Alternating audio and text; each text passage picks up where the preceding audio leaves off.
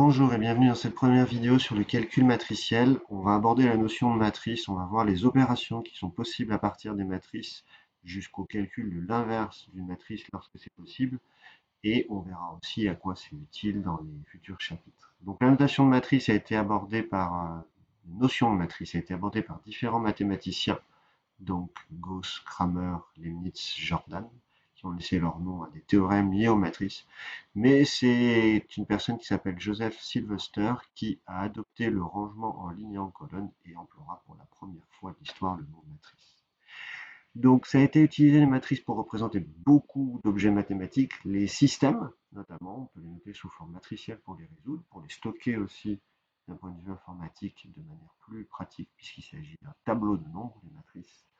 Et on pourra noter l'existence de matrices pour les applications linéaires, quand vous verrez les espaces vectoriels, les matrices probabilistes et stochastiques que l'on retrouve beaucoup en probabilité pour stocker des lois de probabilité, les matrices jacobiennes et hessiennes qui interviennent dans le calcul à deux variables, qui permettent, on va dire, de généraliser la notion de dérivée, plutôt de différentiel pour les applications à plusieurs variables, et les matrices associées à un graphe qui permet de décrire complètement un graphe qui seront utiles en informatique. On en profitera pour introduire le symbole de Kronecker dès le début, et le symbole de Kronecker c'est delta ij, c'est une fonction delta qui a deux variables i et j associées, soit 0, soit 1. 1 si i est égal à j, 0 si i est différent de j, qui permettra de simplifier les calculs matriciels. Alors, commençons par définir ce qu'est une matrice. Donc une matrice, c'est un tableau de taille n fois p, où n et p sont deux entiers naturels non nuls, à coefficient dans K. Les coefficients s'appellent tous m, i, j si la matrice s'appelle grand M. Donc, m, i, j, i compris entre 1 et n le nombre de lignes, et j compris entre 1 et p le nombre de colonnes. C'est toujours dans cet ordre-là qu'on les numérotera, ligne puis colonne. Donc si on a une matrice de taille n fois p, on dira qu'elle appartient à MNP de K, c'est la notation de l'ensemble des matrices de taille n fois p. Exactement comme on a des notations pour les ensembles de nombres réels, de nombres complexes, de nombres rationnels. Tandis que Mn de K, c'est l'ensemble des matrices de taille n fois n à coefficient donc K, qu'on appellera les matrices carrées forcément. Donc le premier indice est toujours celui des lignes, le second indice toujours celui des colonnes. Et si on fait un premier exercice d'appartenance de matrice à un certain ensemble, on voit qu'on a deux matrices de tailles différentes, à coefficient pas toujours dans le même corps, R ou C. Et donc ici, la première matrice va appartenir à M de 3 de R, puisqu'elle a deux lignes et trois colonnes, et qu'elle est à coefficient réel, tandis que la deuxième sera dans M3 de C, puisqu'elle est à coefficient complexe avec trois lignes et deux colonnes.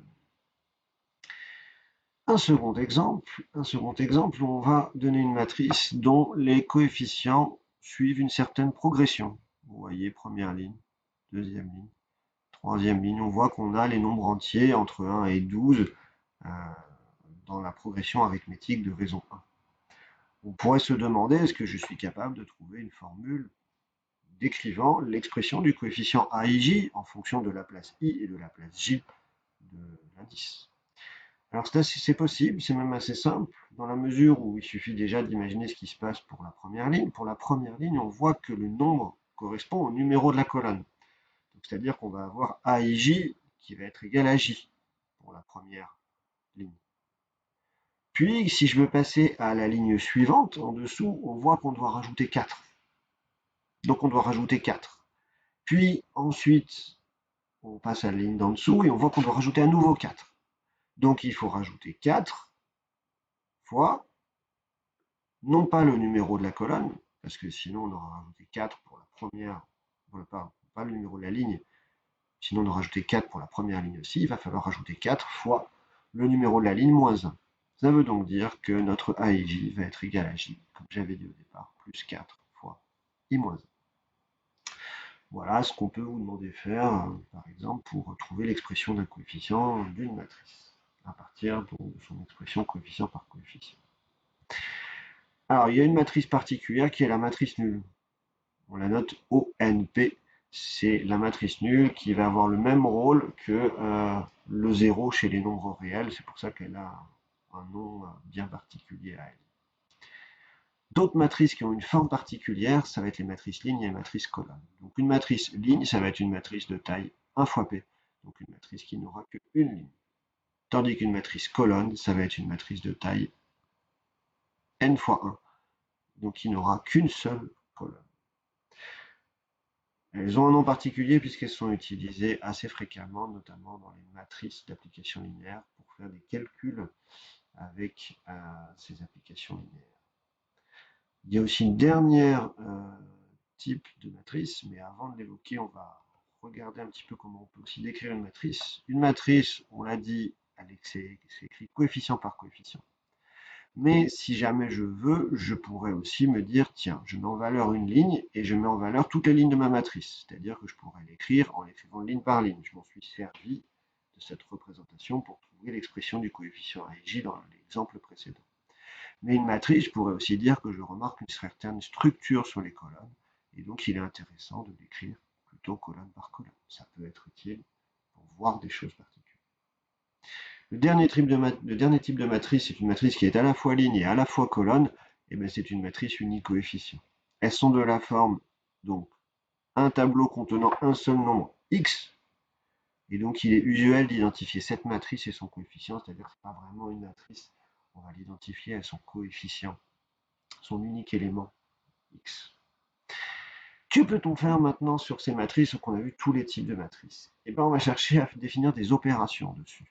Quelles opérations? Dans un premier temps, on va définir l'addition et la multiplication externe, donc par ce qu'on appelle un scalaire. Un scalaire, c'est une autre manière de dire un nombre réel ou un nombre complexe.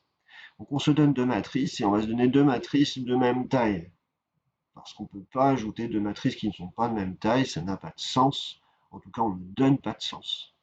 Donc la matrice somme, qui sera la matrice A plus B, ça sera la matrice dont chaque coefficient sera égal à A et J plus B et J. Ça nous permet donc de définir un nouvel objet qui est la somme de deux matrices. C'est ce qu'on appelle l'addition. Et c'est une addition sur un ensemble de matrices, donc c'est une nouvelle addition, ce n'est pas le même plus que sur les nombres réels complexes. Si je veux calculer donc la somme de deux matrices, c'est assez simple, j'additionne les coefficients qui sont à la même place. Voilà. C'est une définition tout à fait logique, intuitive, qui est exactement la même que celle qu'on a fait pour les vecteurs quand vous écriviez au lycée la somme de deux vecteurs avec les coefficients. Il faut maintenant que l'on prouve que cette addition a les mêmes propriétés que l'addition sur les réels ou les complexes. C'est-à-dire qu'il aimerait bien que notre addition soit commutative. C'est évident, puisque si jamais je regarde coefficient par coefficient, c'est bien ce qui va se passer. Il faut que je démontre que cette addition est associative. Là encore, c'est évident que l'addition est associative, puisque j'aurai la même chose coefficient par coefficient que l'associativité pour les nombres réels ou complexes. Il faut que je démontre l'existence d'un élément neutre, c'est-à-dire une matrice qui, quand je l'ajoute à A, me redonne encore la matrice A. C'était le but d'avoir défini la matrice nulle ne contenant que des zéros. Enfin, il faut que je démontre l'existence d'une unique matrice B qui est telle que A plus B soit égal à B plus A redonne la matrice nulle, c'est-à-dire une matrice opposée de A. Alors bien entendu, celle-ci, on va la noter moins A, et ses coefficients seront donc moins A. Comme je vous l'ai dit, toutes ces propriétés sont triviales. Si on regarde coefficient par coefficient, on les démontre sans souci. On va maintenant définir une multiplication. Attention, pas un produit, mais une multiplication. Une multiplication externe. Donc une multiplication externe par un certain nombre lambda réel ou complexe d'une matrice. Exactement comme si vous voulez définir 2 fois un vecteur ou moins 3 fois un vecteur ou n'importe quoi fois un vecteur dans votre cours de terminale. Et dans ce cas-là, il suffit de multiplier chaque coefficient de la matrice par lambda. Et vous aurez donc défini une multiplication externe. Attention, pas un produit. Le produit matriciel, c'est encore autre chose. Ça permet la cohérence de notation avec la matrice opposée de A, qui est notée moins A. Pourquoi? Parce qu'on remarque que moins A est égal à produit externe de moins 1 fois A. Donc bien entendu, il ne faut pas croire que c'est des opérations difficiles. En fait, intuitivement, elles ont le même comportement que les opérations sur les nombres réels ou complexes. Donc pour l'instant, il n'y a pas de nouvelles choses à savoir. Donc la soustraction de deux matrices, puisqu'on a défini l'addition, bah, c'est tout simplement défini par A moins B, c'est A plus la matrice moins B. Donc on a défini au passage la soustraction de deux matrices. Comme je vous le disais, les propriétés sont identiques que l'on soit donc sur les matrices ou sur les nombres réels ou complexes pour l'addition en tout cas. Et donc ces propriétés-là, toutes ces propriétés-là précédentes comme celles que je viens d'écrire juste ici, sont démontrables coefficient par coefficient. Vous remarquerez qu'il s'agit des propriétés d'associativité, de distributivité du produit externe. C'est-à-dire que si j'ai deux facteurs, une somme de deux facteurs devant A, je peux distribuer chacun des facteurs sur A. Si j'ai un produit de deux facteurs, que je le fasse dans un certain ordre ou dans un autre, je vais pouvoir avoir l'égalité et je vais avoir aussi distributivité si je fais la somme de deux matrices multipliées par un facteur lambda fixe. Donc on voit que les opérations matricielles, ces deux-là en tout cas, ont les mêmes propriétés que les opérations sur les complexes et les réels. Attention, ce n'est pas toujours le cas, comme on verra plus tard avec le produit matriciel.